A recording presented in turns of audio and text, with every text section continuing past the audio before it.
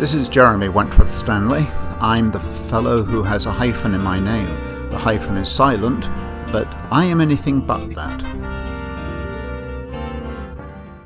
Respectonomics is bringing you another issue of Living Dignity.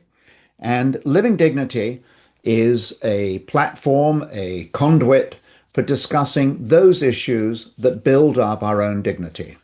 Respectonomics is basically designed to restate, to re-identify the identity and the dignity and the value of the human being. That's you and me. Because if we raise the dignity of ourselves, then we become liberated.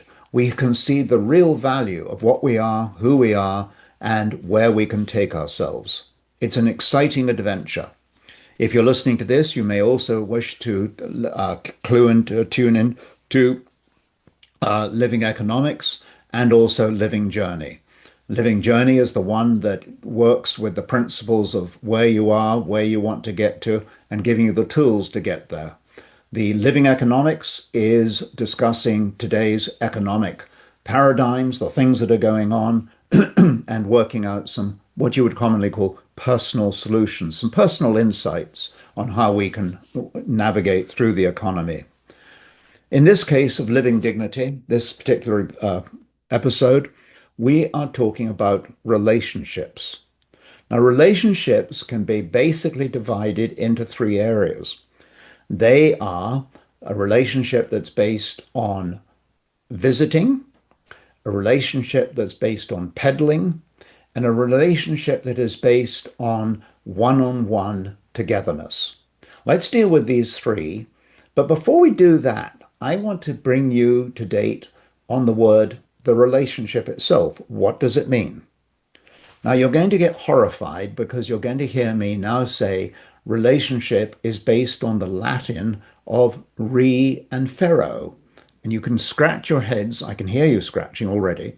You scratch your heads and say, how on the earth does the word ferro and re get us into relationship? And sometimes you hear these very, very complex, well, this was said to somebody and the somebody said something to somebody else, and that's how we got to where we are.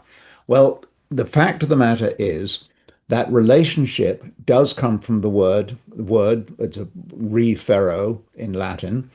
The re means the sort of the back and the forth, like return or respond. It brings out the idea that there's a reciprocity, there's two things going on. And before we get any further, that I think is a very easy definition to work with, that relationship implicitly means that you and I are working with someone else, or somebody else is, in other words, other people in plural. But the relationship part of it, now this does need a little explanation. The word ferro means to bear, to carry. That's where you get the word ferry from.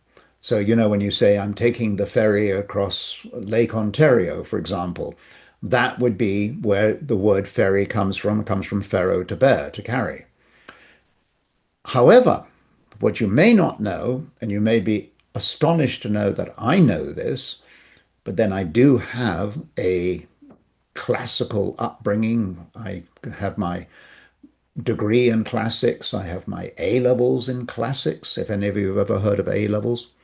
But the fact of the matter is, ferro is an irregular verb. And before you start saying, well, I don't like irregular verbs, we're full of them. The English language is littered with irregular verbs.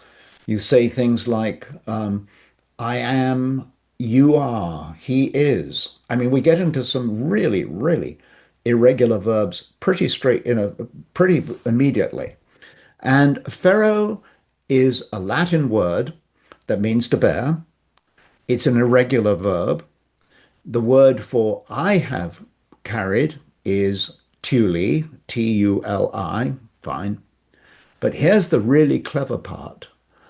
I have been carried, which is the passive use of the active verb ferro. Ferro means I carry, I have been carried, is latum, or latus, if you want to be really correct. But the point of the matter is That is where relationship comes from. It is the case of being carried. And that is a critical issue to understanding relationships, that we open ourselves to allow ourselves to be carried by another individual. Most of us, at least I certainly have, think of a relationship of me putting myself in front of somebody else. Well, the actual frontal connection may be necessary, that's fair enough. But what I need to be doing is to look at that individual in the sense of, will you carry me? Will you take me on? It's rather different from my saying, I'm going to take you on. We're now getting to the point of saying to that individual, will you take me on? Now, if we use that as just a starting, not a starting gate, we'll say, will you take me on? Let's just use that as the concept of the relationship. Let's go to the three levels of a relationship. And the first one is the visitor. And the visitor says to this other individual, oh, I'm a nice person. You're a nice person. Do you feel like going out for a cup of tea? It's a very muted kind of thing. It really doesn't grab the nettle. It doesn't grab the issue. It doesn't have focus. So relationships are a matter of intent, they're intentional, and they are focused. So let's agree that a relationship isn't just something that you clumsily, happen through happenstance get into. I shouldn't say clumsily, but the point of the matter is a relationship can be forged intentionally and personally, individually by you, rather than the visitor who's basically, just chats around, doesn't really go anywhere with it. And then afterwards will say, well, I don't have any friends and I don't have any relationships and I don't really have anybody. Well, that may be because they've been visiting and not focusing. The second one is the peddler. Now let's look at the peddler for the minute. You will have a relationship with me. I am so wonderful. Come on, come on, come on. Look at me. Let's get this together. You've always wanted to talk to me. Well, here I am. Da, da, da, da, da, da. The peddler is coercive, pompous, pontifical, kind of unattractive, actually. But think of those relationships, as you might call them, that you have been coerced into because of the overbearing nature of the other person. It is not a pleasant situation. And it flies in the face of, do you want to be, does that individual allow you to carry them? Well, you don't really want to because it's just not the kind of relationship you want. So there's a sort of hypocrisy or a falsity to it. So we do not respond well to the peddler. We do not like to build a relationship on a visitor because we don't really feel or believe that there's a sense of substance to the connection. So the connection then becomes the one that we are talking about, the relationship that matters with another individual, is the one when, first of all, I'm intentional, and then almost from a position of humility, I say, will you take me on? And in saying, will you take me on? Will you carry me? What I'm doing is giving you the reasons why you may want to. It may be as straightforward as I think you are wonderful. Because if I think you're wonderful, the more I give you credit, the more you will want to take me on. And I don't mean flattery. I'm talking about straightforward acknowledgement of another person's values. People like to be acknowledged. It's a great word, acknowledgement. And an acknowledgement and relationship go very handily together. Call them twins. But you acknowledge someone else and you look at what you believe is their character, what do you think their strengths are, and you start saying, I think that the strengths that I have would work well with yours. Somebody might say, but that they don't have strengths, they only have weaknesses. How lovely to be able to say, in the areas in which you are looking to grow and so on, I believe I can help you. So in other words, when that person sees the value in you, then they are wanting to take you on. That is the basis of the relationship. They want to carry you. You want them to be carrying you. What a lovely combination. And it takes into itself the concept of the intentionality that you want this relationship. You're not just visiting and you're certainly not coercing. And at the same time, you're allowing that person to exhibit their strengths into which you believe you can provide additional benefit. What a lovely combination. And out of all of that, you might think and say, what does this relationship create? And relationships create community. That's a word that is buzzed around, isn't it? Community. Yes, in my community. And we talk about the political community and all kinds of communities. Let's be sure to go back to the word community of what it means. We've talked about this before, but the word community means co, meaning together. Well, we know the relationship base is based on reciprocity, and it is co. It is to do it together. We know that. But the munity part of it, again, sorry, Latin coming up in the fast lane here. The Latin is munio, meaning to fortify.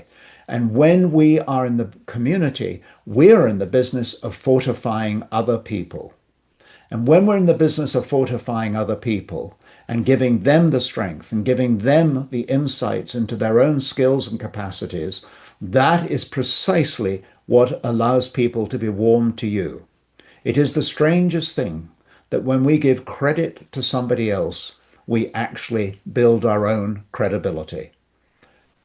So, out of all of this, relationships, meaning as a way of exploring the values of another human being and giving them the credit, are precisely the basis upon which you become valued and you become into that relationship that is one that allows you to build yourself up and to build up the other person to produce this accretive, this axiomatic improvement in both people's lives.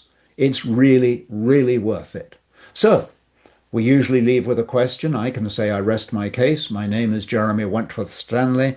I'm your voice of Respectonomics, your year of Respectonomics, Jeremy at respectonomics.com. Feel free, please, to get back with comments and ideas and insights that you have. We need your input. This is a program, a process that is designed to help people, and the more people we have helping, the more likely we are to help more people. We have no pride of authorship, so we're looking for you to become the authors that can take us to these new pages.